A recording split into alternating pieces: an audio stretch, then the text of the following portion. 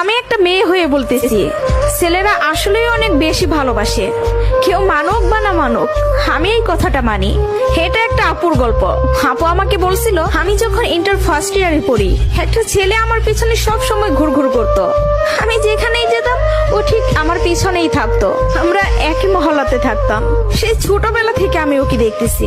একটু জেদি, তবে কোনো মিথ্যা নেই ওর ভিতরে। ফলচাতুরি এসব কিছুই বুঝে না, আর অনেক চাপা স্বভাবের একজন মানুষ। কষ্ট হলেও মুখ থেকে কোনো কথা বের করে না। ওই যে একটা কথা আছে না, বুক ফাটে তো মুখ ফুটে না। এমনকি আমি যখন ওকে দাঁড় করাই বলতাম, কিছু বলবেন, ও বলতো না কিছু না। একদিন আমিও ওকে প্রপোজ করলাম আর বললাম, আপনাকে দিয়ে কিছু হবে না, আমি সারাটা জীবন আপনার সাথে থাকতে চাই, আপনার বউ হতে চাই আমি। কখনো দূরে সরাই দিবেন না তো? জীবনে যা কিছুই হয়ে যাক, আপনি আমার পাশে থাকবেন, কখনো আমাকে একা ফেলে যাবেন না। যদি এই ওয়াদা করতে পারে তাহলে আমি রিলেশন করব। ও অনার্স ফার্স্ট ইয়ারে পড়ে। ও বলল, জীবনে যা কিছুই হয়ে যাক আমি তোমাকে কখনো ছাড়বো না। আমাদের সম্পর্কের বয়সটা যখন 2 বছর, তখন আমার বাসায় বিয়ের প্রেসার দেওয়া শুরু হয়ে গেল। ফ্যামিলি থেকে ছেলে খুঁজতেছে, সরকারি চাকরিওয়ালা, বিসিএস ক্যাডার। এসবের মধ্যে আমি ওর কথা বলতে ভয় পেতাম, কারণ ও এখনো পড়ালেখা করতেছে। চাকরি তো দূরের কথা, চাকরি পাইতে তো অনেক সময় লাগবে, কিন্তু আমার ফ্যামিলি তো আমাকে সময় দিবে না।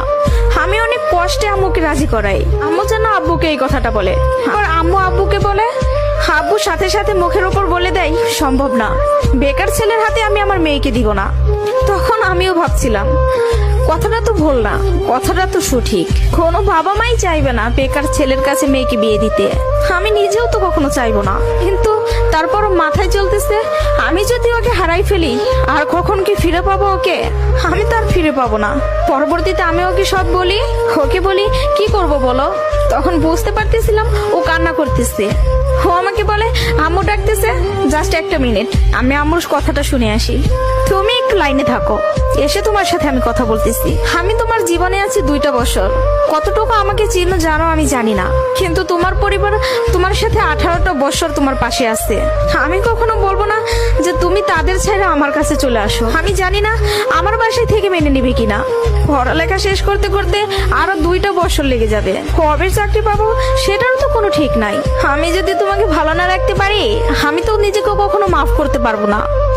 আমার কাছে তোমার হাসিটা অনেক দামি, তোমার যেটা ভালো মনে হবে তুমি সেটাই করো। তুমি যা বলবো আমি সেটাতেই রাজি। এসব কথা শোনার পরে, আর যাই হোক, একটা মেয়ে তার ভালোবাসার মানুষকে কখনো ছেড়ে যাইতে পারে না। আমি তখন একটা জিনিসই ভাবতেছিলাম, জীবনটা তো ছোট, আর আমি আমার এই ভালোবাসার মানুষটাকে হারাই ফেললে আমি নিজেই সারা জীবন আফসোস করব। এরকম কোনো ছেলে আর আমাকে ভালোবাসতে পারবে না, আমি ওকে ছাড়তে পারবো না। আমি বাসায় আবারও বুঝাই, তারা বুঝে না। তারপর আমি বাসা থেকে বের হয়ে যাই। বাসা থেকে বের হয়ে ওকে ফোন দেই আর বলি, আমাকে নিয়ে যাও। ও তাড়াহুড়া করে বাড়ি থেকে চলে আসলো। আমি বললাম, আমি তোমাকে বিয়ে করব। ও আমাকে বলে, আমি বলছি না তোমাকে, তুমি যা বলবো আমি তাতেই রাজি আছি, তবে একটা কথা, আমার সাথে থেকে যদি 3 বেলার 1 বেলা খেয়ে থাকতে হয় পারবা? তার জন্য আমি সবকিছু ছেড়ে আসলাম, তার জন্য আমি সবই করতে পারবো। বিয়ের পরে ওর বাসায় থেকে ফোন দেয়, বলে বাসায় আয়। তারপর ওর বাসায় থেকে মেনে নিল, তার কিছুদিন পর আমার বাসায় থেকেও মেনে নিল।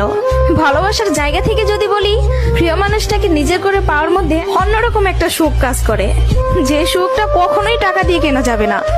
আর যদি বলি প্রিয় মানুষটার কথা, আমি ভুল মানুষকে ভালোবাসি নাই, আমার মানুষটা সঠিক ছিল। সেই মানুষটা আমাকে বিন্দু পরিমাণে কষ্ট দেয় নাই।